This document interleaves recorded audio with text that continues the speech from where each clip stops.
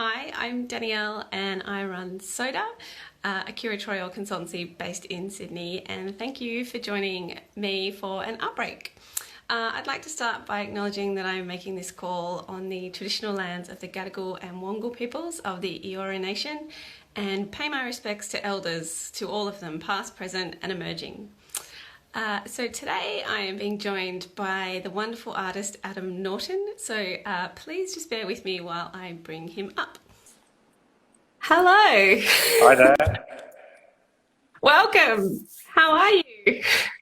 Yeah, we made it. Hi, good.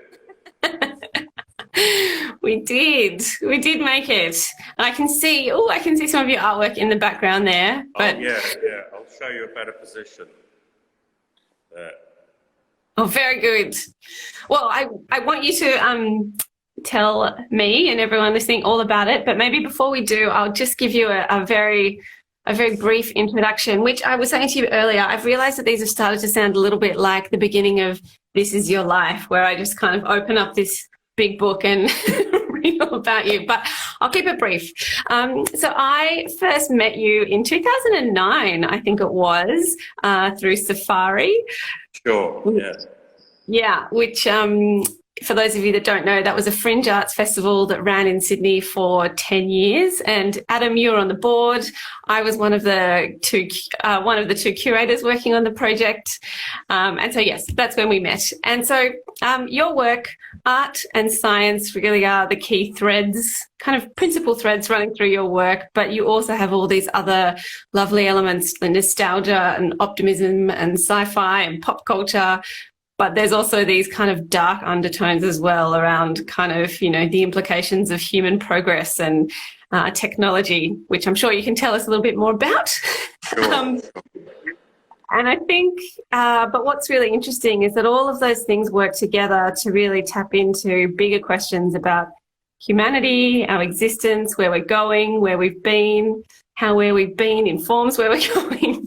So I think there's some, the simplicity of your works really belie just how complex and just how much is going on in them. So that will be good to hear a bit more about. But briefly, in terms of a bio, you studied at Oxford University's prestigious Ruskin School of Art, and I believe you were actually picking between science and art as a career, which is interesting. Yes, until I went to art school, I think that was obviously the decider. Yeah. You have to, I probably never really seriously considered a science career, but I definitely flirted with the idea of being a scientist. But I like the much more open-ended job of an artist. You can move, Science, I always felt you had to spend 20 years sort of studying how soap particles work or something. Whereas art, I can move from year to year over a wider range. Yes, and you do. You've got painting, you've got installation, print, film. So you definitely dance across ideas and disciplines, which is what makes it so interesting. You're held, of course, in lots of public and private collections here and around the world. You've exhibited widely in Australia and around the world. And you have a current show on at Pom Pom Gallery in Chippendale, which is where you are. So welcome. Thank you so much for coming today. Hi there. Great. Yeah, would you like me to show you around the show? Or I would love you to. Please do. Okay, so I'll just switch the camera around for a minute. Okay. All right, so this show's called Giant Badges. And as you can see, there's 8 giant badges, basically. They're real domed aluminium badges. And I've tried to, as I go through them, I might focus in on various ones in a moment, but I just wanted to show you the vibe of the whole show. Yeah. So the whole show started with this badge here, Earth Abides, which, as the title suggests, or as the text suggests, it's about the sort of survival of the species, I suppose, or at least the planet, whether or not we're here. And this obviously became rather more pertinent in the last few months than maybe I meant it to be when I started it. And that sort of mirrors this badge over here called Future Shock, which is, you know, from an Alvin Toffler book about the sort of, from the 70s, about the sort of how we were going to be scared about the future or how we were going to be overwhelmed by it. So those have just become incredibly sort of pertinent in the sort of current conditions that we're in. But there are hopefully other themes going on in the show. This one, Things, is maybe more about consumerism and just that playful commercial American text. And that sort of, that one's probably mirrored with this badge, which is, you know, probably every other schoolboy kind of, you know, or girl flirts with the idea of joining the Communist Party, I think, at some point or other. So that's the sort of socialist community sort of minded thing, which is probably mirrored by this badge, which is celebrating the hippie or the yippie movement, you know, the sort of Berkeley hippies of the 1960s. And wasn't that a political party? Didn't you, when I saw you speak about this? Oh, was yes. it the Yippie Party?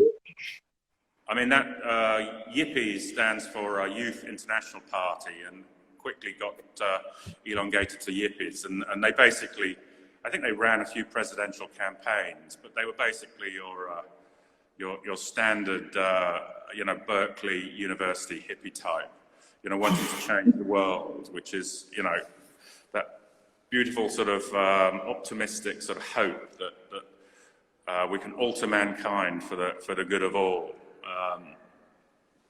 And I suppose if you contrast that one to this one here, Soylent Green, which is possibly about how the world might go wrong. It's from a famous post-apocalyptical movie of the same name from the 70s, starring Charlton Heston. And basically the whole world is overcrowded and there's no fresh food left anymore. And most people eat these biscuits called Soylent Green. And there's a very dark reason why, or what this stuff is made from, as you can probably guess in a very crowded world. They skipped out the farming in between and just turned the human race into their own food. So that has a sort of very dark sort of undertone. I mean, this one here is just it's much more sort of Trumpian, I think, you know, just win at all costs. So I think you know, and then finally, just for the last badge in the show, to talk about the cargo cult, which I think is about the clash between the you know, the so-called advanced civilizations clashing, you know, with the sort of maybe less advanced, and of course you can, you know, there's a great argument about which way you go with that, you know, who's more important, I mean, us progressive people, are we perhaps more enlightened than our village, you know, sort of cousins, or maybe it's the other way around? So, you know, I quite like that dichotomy there. So that's the show, and it's on at Pom Pom Gallery in Chippendale, and I'd love you to come along and see them, because I think that the badges have a very nice sort of tactile feel in reality that you maybe not get from my rather limited video skills. You absolutely do need to see them in person, because I'd actually seen the works. I'd seen images of the works before the show opened, and then you had this really excellent way of hosting an opening, which was to have 3 smaller events over a number of nights, which was actually lovely, because it was a far more intimate event, and everyone could really have a conversation with you and hear about the work. But seeing them both in the image before and then seeing them in the flesh or in the metal on the night, they yes, they were, you know, just very powerful, very had a lot of presence. And in fact, that Earth Abides badge that you just zoomed past, that was the first work. And isn't that a story What's the backstory to that piece? Well, there's a 1950s novel of the same name, and it's about a pandemic that basically kills 99% of the human race. And Yeah. I was just starting that in the studio about 3 or 4 months ago, when we went into lockdown. So it became rather more pertinent than I wanted it to be. But it's also got, I mean, the text I've used, or the font, is sort of 1950s sort of horror movie, that typical sort of dripping font of the sort of B-movie era. Yeah. And I mean, I sort of chose the color palette also to go with that. So it's a little bit about, I mean, movies like The Thing, the 1950s black and white version anyway. And I just sort of love all that, the text from those movies. I just sort of think that it was always so expressive, and that's probably mirrored by at least that badge there, where it's almost like a kind of tiki bar, or that's sort of almost kind of cowboy font, isn't it? Sort of, you could almost have the wagon wheels of the High Chaparral sort of made out of the wooden letters. I mean, that was the biggest challenge and the most fun in this show, was picking the fonts, I think, for the different works. I mean, this one's obviously an absolute sort of crazy font you can barely stare at for more than 5 minutes, and enhancing it with the violent pink against the eggshell blue, I think, works very well. It does. It does work very well. Yeah, and it's sort of trying to put that narrative into. I mean, I often use narrative in my work. These particular works are obviously much more text-based, and the font then becomes the sort of one of the vehicles by which you can carry the narrative. So I think all these works, I mean, it's like that thing that film directors say. Hitchcock said, you sort of want the sound and the vision to be doing different but oppositional things, to help your story along. So that Earth Abides, the thing is that the text is the opposite to the vibe of the work, which is hopefully sort of, the planet will survive, whereas the font is sort of suggesting that it might not make it. There's a bit of a struggle there. So Yeah. I mean, and these things it's difficult to show you while I'm holding this camera, but the badges are also made, out of aluminium, on a dome-shaped device to make them, sort of 3D, and on an aluminium ring, so that I think. Yeah, they absolutely are. They absolutely are enlarged badges that you would have had on your school bag or your, jacket. Yeah, so I'm hoping that there's maybe a sort of vibe of the Land of the Giants sort of going on.